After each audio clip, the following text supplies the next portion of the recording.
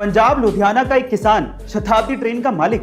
जी हाँ गाइस, आप ठीक सुन रहे हैं, पर सवाल ये उठता है कि एक किसान ट्रेन का मालिक कैसे बन गया।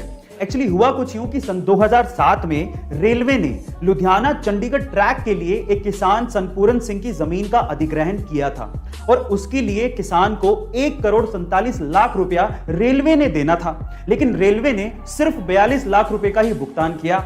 अब बाकी पैसे नहीं मिले, इसी वजह से किसान सन 2012 में कोर्ट पहुंच गया। क्योंकि मुआवजा मिला ही नहीं, इसलिए सन 2015 में जज साहब ने उस किसान के नाम स्वर्ण शताब्दी एक्सप्रेस खरीदी और उसे उस ट्रेन को घर ले जाने की अनुमति भी दे दी। पर पैसेंजर ट्रेन का ऐसा अधिग्रहण पॉसिबल नहीं था, इसीलिए वो ट्रेन अभी भी टेम्परेरी वे से कोर्ट के ही पास है और आप इसकी वीडियो YouTube पे भी देख सकते हैं। पायरेट्स ऑफ कैरिबियन में जैक स्पैरो का किरदार निभाने वाले जॉनी डेप, जिनके दुनिया भर में करोड़ों चाहने वाले हैं, एक बार उनकी बेटी लिली रोज को किडनी फेलियर की वजह से हॉस्पिटलाइज होना पड़ा था। तब वो सिर्फ 7 साल की थी। वो दौर जॉनी डेप के लिए अपनी जिंदगी का सबसे मुश्किल दौर था। हालांकि उनकी बेटी इस प्रॉब्लम से बाहर आ चुकी थी, लेकिन फिर भी इस दौर ने जॉनी डेप को यह सिखा दिया था कि जिंदगी बहुत ही ज्यादा अनसर्टेन है और इसे ऐसे ही भागते भागते वेस्ट नहीं करना चाहिए। उसके बाद से जॉनी डेप को जब भी समय मिलता, वो हॉस्पिटल बच्चों से मिलने के लिए पहुंच जाते। एक बार तो वो जैक स्पैरो की कॉस्ट्यूम पहन के ही अपने फैन से हॉस्पिटल मिलने पहुंच गए थे। ये बात है 1998 की, जब पंकज त्रिपाठी थिएटर के साथ साथ एक होटल में काम भी किया करते थे ताकि उनका खर्चा निकल सके। उसी होटल में सत्ता मूवी के सिलसिले में मनोज वाजपेयी जी एक दिन के लिए रुकने आए, लेकिन जब वो होटल से निकले तो वो अपनी चप्पल रूम में ही भूल गए। वो चप्पल पंकज त्रिपाठी जी ने अपने पास ही रख ली। जब कुछ सालों बाद पंकज त्रिपाठी जी भी सफल हो गए और जब वो मनोज वाजपेयी जी से मिले तो उन्होंने इस इंसिडेंट के बारे में मनोज वाजपेयी जी को बताया और कहा कि उनकी चप्पल उन्होंने रख ली थी। तब मनोज जी ने कहा कि तुमने क्यों रख ली थी? तो पंकज जी ने जो जवाब दिया वो आप लोगों को सुनना चाहिए।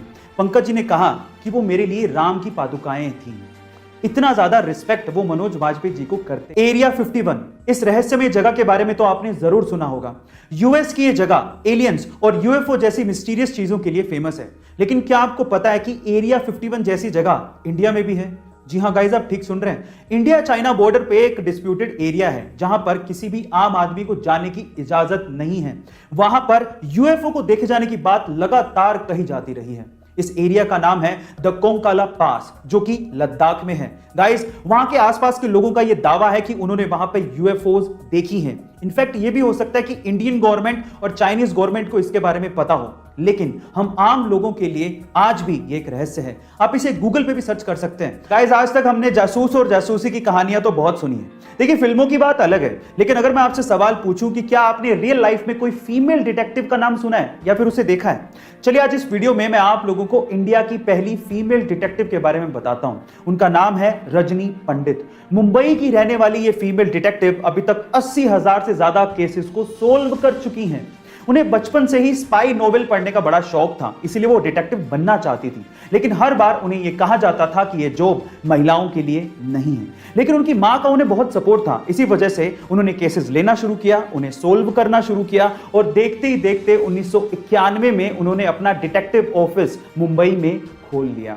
गाइस, उन्हें इंडिया फर्स्ट लेडी डिटेक्टिव का भी खिताब मिल चुका है। आपको रजनी पंडित के बारे में जान के कैसा लगा, चैट सेक्शन में जरूर लिखिएगा। अगर आप डॉग लवर्स हैं तो आपको ये पता ही होगा कि डॉग्स कितने समझदार होते हैं, और कुछ ऐसा ही नजारा कोलंबिया में एक जगह पर देखने को मिला, जहां पर एक डॉग एक स्टोर पे कस्टमर्स को पैसे देके कुकीज खरीदते देखता था। तो उसे ये लगता था कि हरी पत्ती देने पर कुकीज मिलती होंगी, तो वो अपने मुंह में हरी पत्ती दबा के स्टोर के काउंटर पर पहुंच गया। बट वो हरी पत्ती पैसों वाली नहीं थी, रियल वाली हरी पत्ती थी।